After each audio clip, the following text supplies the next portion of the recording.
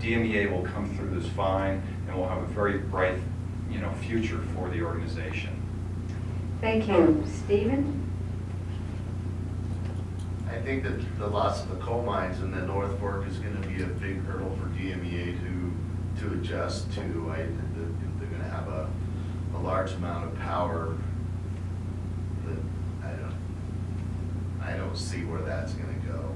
I think it would be a good idea to lower the rates and work from that angle, but it's going to take a new contract with Tri-State maybe and a lot of adjustment to make something like that come to. Thank you. David? I think we've got to appease the people that have been on time of use for quite a few years and invested quite a bit of money into these thermal banks that they put in their house that all of them cost over $1,000. I know in my case, my electric bill for the year is going to double. We were very conscientious about how much electricity used on what days and at what times, but instead of using about 1,700 kilowatts per month in the winter, I'm going to be down to about 400 because I'm going to gas. And it's this change, I knew it was coming because I asked the staff at many occasions when they were going to end time of use, and they indicated that probably sometime. But it doesn't seem fair to the people who made a big investment in their utility. Thank you. Thank you. And I believe, did you wish to ask a question? Yes, I would like to know. We have a microphone coming, just a second. Okay, this question won't work for Terry, but for all the rest of you, what have you done to educate yourselves about the issues and what the board does, and have you been going to board meetings, or what have you been reading? Thank you. We'll start with BJ. Well, to educate myself, I've read a lot. I've talked to a lot of people. I've been associated with members of the association and with members, of course. We've talked about many issues from time of use to hydropower to clean electricity to solar voltaic, all that kind of stuff that I've talked with people about. There are provisions if we become board members where we don't have to, I guess, where we can receive online education or we can go receive first-hand education, and I would certainly take advantage of every bit of that. I'm fairly well educated myself, and a little more education wouldn't hurt me. Thank you. Terry, would you like to address that? Maybe how you did before you were elected? Well, before I was elected, no. Oh, darn it again.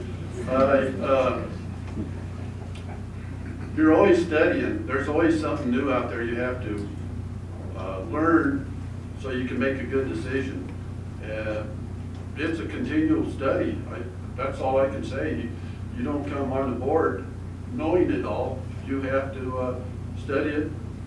And that's the sum of it. I mean, you can't just go there and expect to sit back like I just did.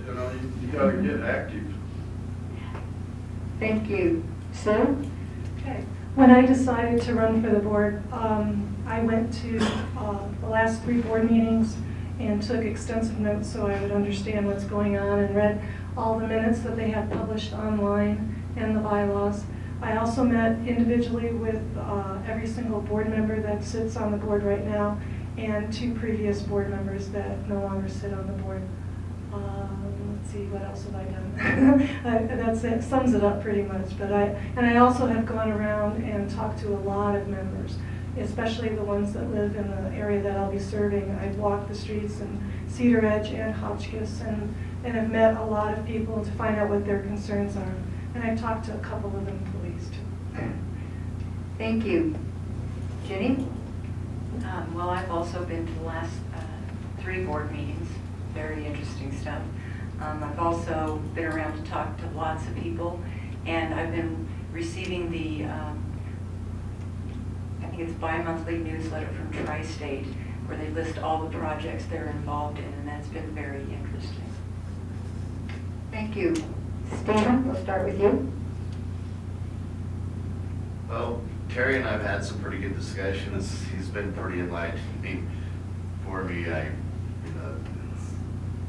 I've been involved a little bit with the generation committee, so I know and I have a good idea about how the board works.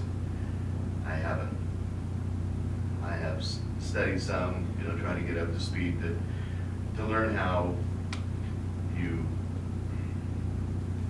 generate up and then take it back down to go into the transmissions. It's a lot of study, and I don't go online enough to be completely up to speed, but maybe I'll get there. Thank you. David?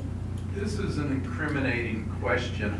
I'm a procrastinator, so I came in here about 12 o'clock on the day that you had to get the petition filled out. So I was given a lot of information by the DMEA staff, and I read it as fast as I could. What I did notice is board members are expected to get educated at, well, if they get elected, and DMEA and the organizations of rural electric provide a lot of classes for board members to take. And I would be available to do that. But sorry, folks, I haven't been to any board meetings yet. Thank you. Thank you. John?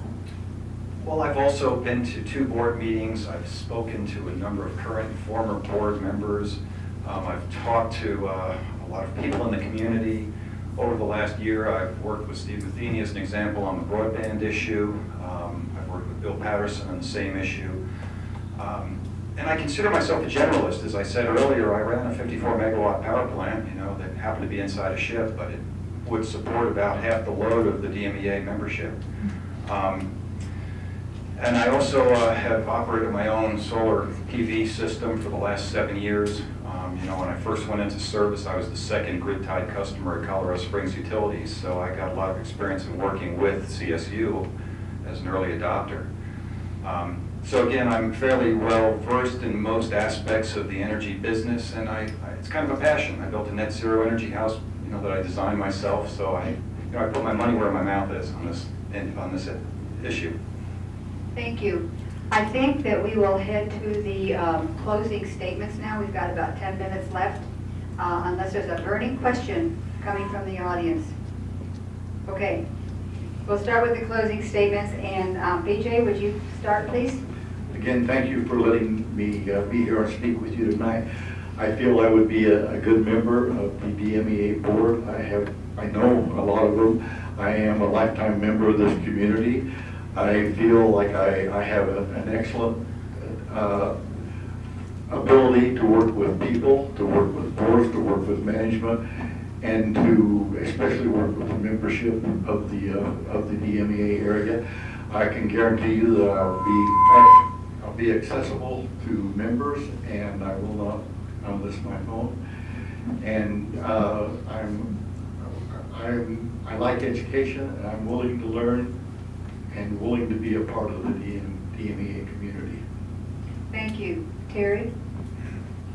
Well, I thank Karen for these candidate forums, although I'm not comfortable in something like this, but it has to be done.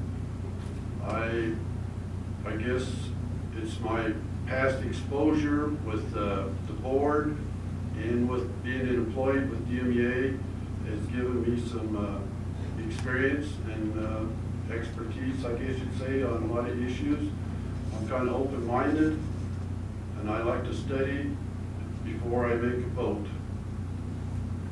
Okay, thank you. Jenny? In these harsh economic times, our business has persevered through sound business practices and a lot of determination.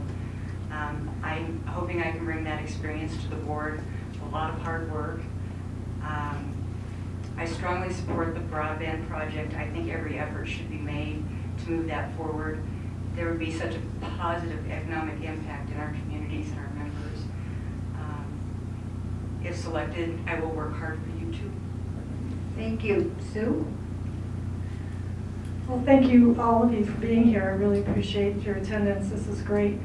If I were elected to the board, I would use my 28 years experience of being on numerous boards, anywhere from national boards to small farmer market boards like the Montrose Farmers Market.